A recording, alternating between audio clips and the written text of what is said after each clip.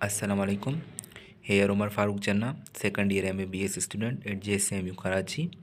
So in continuation of my previous video recording the improvement of MDK 2025, so अब मैं continue कर रहा हूँ आपको कि मैंने एक बात कही थी प्रीवियस वीडियो में कि जो MDCAT है ना, वो एक कॉम्पिटिटिव एग्ज़ाम है। वो कैसे कॉम्पिटिटिव एग्ज़ाम है वो यहाँ मैं आपको बताऊँगा। सबसे पहले आते हैं कि 23 MDCAT की स्टेटिक्स क्या थी, कितने बच्चों पास्ट ईयर्स में अप्लाई करते रहे हैं और क्लोजिंग मेरिट्स क्या आ रही हैं। जो 23 का MDCAT स्टेटिक्स आया था, अभी 24 में तो नहीं आया, अभी तक कंटिन्यू है एडमिशन प्रोसेस। 23 के स्टेटिक्स शेयर कर लेता हूँ मैं आपसे कि जो UHS थी उसमें आप देख रहे हैं कि 91% पर क्लोजिंग मेरिट थी।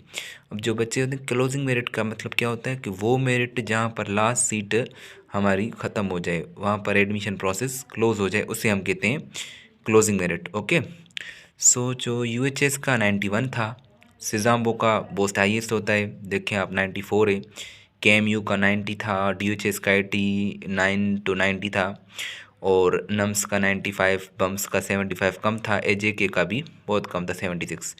एवरेज अगर हम बात करें तो जो क्लोजिंग मेरिट रहते हैं वो 90 से 91 के दरमियान में रहते हैं। सो आपको जो ग्रिप करनी चाहिए अपना मेरिट सिक्योर करने के लिए, वो आपको ये टारगेट होना चाहिए कि 90% से अबव आपको कैसे भी करके लेना है। सही है। सो उसके बाद आते हैं कि नंबर ऑफ़ स्टूडेंट्स जो MDCAT में अप्लाई करते रहे लास्ट ईयर्स में, वो क्या क्या हैं। अब ये भी मैंने कुछ लिखे हुए हैं कि 2020 में कितने थे। इस एक बात आप नोट करें कि जो बच्चे होते हैं ना, वो हर साल इंक्रीज़ ही होते हैं। इस ईयर थोड़े कम हो गए थे क्योंकि प्रीवियस ईयर MDCAT जो सिंध का था वो लीक हो गया था, इसलिए बच्चे थोड़े डीमोटिवेट हो गए थे, तो बहुत सारों ने अप्लाई नहीं किया था। और दूसरी वजह थी कि PMDC ने थोड़ी जो फ़ीस थी वो हाईएस्ट कर दी थी रजिस्ट्रेशन की, इसलिए बच्चों ने अप्लाई नहीं किया था। वरना 2 लाख तक बच्चे एवरी ईयर ऑलमोस्ट हो जाते हैं। सो ये इसलिए मैंने कुछ नंबर लिखे हुए हैं।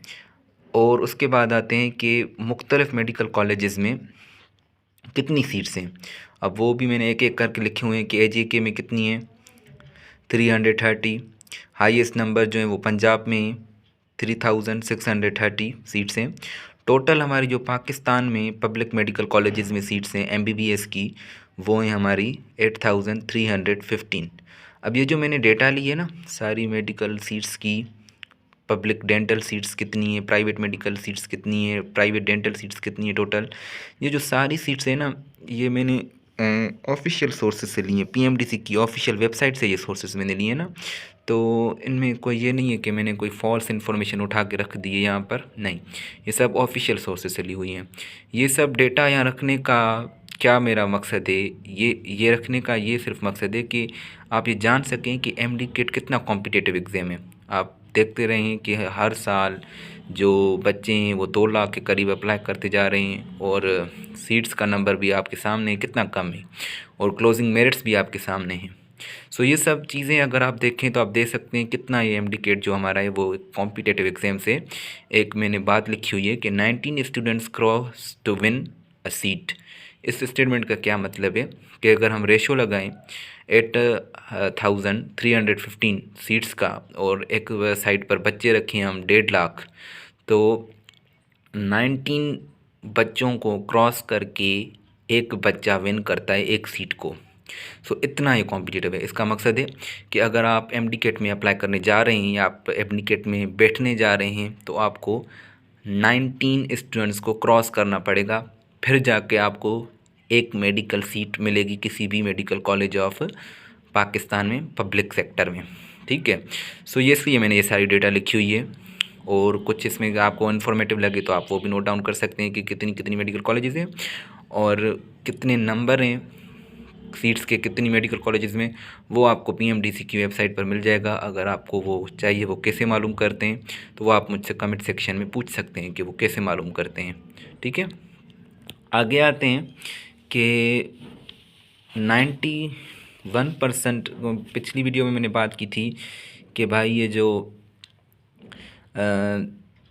कैसे हम 90 एक बात की थी कि जो एफएससी के बच्चे होते हैं वो कहते हैं कि हमारे एफएससी के रिज़ल्ट्स कम हैं, तो हम कैसे एमडीकेट में अप्लाई कर सकेंगे या कैसे हम मेरिट सिक्योर कर सकेंगे।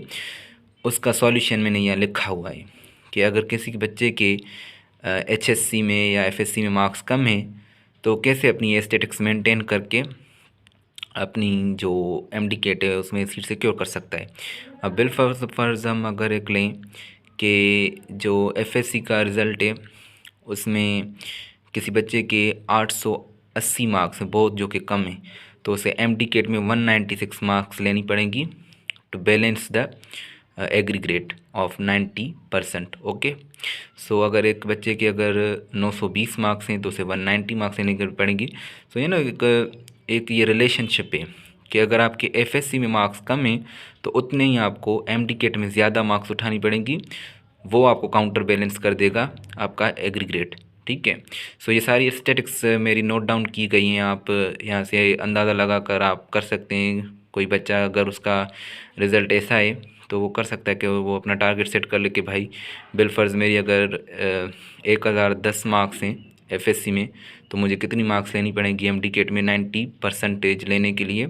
सो इसलिए ये मैंने सारा डेटा कलेक्ट करके आपके सामने रखा है। दूसरी बात है कि कैसे एमडीकेट की मार्क्स एग्रीग्रेड को बढ़ाती हैं, मतलब किस रेशो के हिसाब से। सो अगर एक एमडीकेट की मार्क लेंगे हम, अगर मतलब एक एमसीक्यू सही है तो वो 0.25% ऑफ एग्रीग्रेड को इंक्रीज़ करेगा। अगर 4 एमडीकेट मार्क्स करेक्ट हैं तो वो 1% हमारा एमडीकेट एग्रीग्रेड इंक्रीज़ करेगा। ये बात क्लियर होनी चाहिए, एग्रीग्रेड और एमडीकेट की मार्क्स दो अलग अलग चीज़ें हैं। और अगर हम एफएससी की मार्क्स लें तो 27 मार्क्स हमारा 1% एग्रीग्रेड बढ़ाएगा एफएससी की मार्क्स। ठीक है, 54 हमारा 2% एग्रीग्रेड बढ़ाएगा। सो इस हिसाब से आप एक स्टैटिक्स का अंदाज़ा लगा सकते हैं कि आपको एफएससी इम्प्रूव कैसे करनी है और एमडीकेट कैसे इम्प्रूव करना है, क्या टारगेट सेट करने हैं कि आपका एग्रीग्रेड मेंटेन हो जाए। सही है, जो बातें दूसरी हैं आप इसमें नोट कर सकते हैं क्या क्या इम्पोर्टेंट है आपके लिए, और कुछ समझ नहीं आए तो वो आप कुछ पूछ सकते हैं। आखिर में आते हैं कि कौन सी पॉइंट्स आपको करनी चाहिए कि आप एमडीके 2025 में एक अच्छे तरीके से अपनी सीट सिक्योर कर लें। वो क्या क्या चीज़ें हैं। पहली बात कंसिस्टेंसी, मतलब आपको ऐसे नहीं कि कभी पढ़ा कभी नहीं पढ़ा, ऐसे नहीं करना, आपको कंटिन्यूअस स्टडी करनी है। बुक रीडिंग, अब बुक क्या मुराद बुक में से, आपका टेक्स्ट बुक, खास करके बायोलॉजी के लिए आपको एनी हाउ टेक्स्ट बुक की लाइंस को सही से पढ़ना, उसके कॉन्सेप्ट्स आपको ठीक ठीक कर तरीके से क्लियर करने। उसके बाद प्रैक्टिस, जितनी आप प्रैक्टिस करेंगे वो आपके लिए और अच्छा होगा। एमसीक्यूज़ की अच्छे अच्छे प्रैक्टिस करें। उसके लिए भी मैं, अगर आप कहें तो मैं एक वीडियो बनाऊंगा जो आपको मैं बताऊंगा कि एनएमडीकेट के लिए कौन कौन सी बुक्स इम्पोर्टेंट हैं जिसमें आप प्रैक्टिस कर सकते हैं। उसके बाद रिवीजन आप करना लाजमी है। नमाज़ पढ़ें, अपनी कॉन्सेप्ट्स अपने अच्छे बनाएं।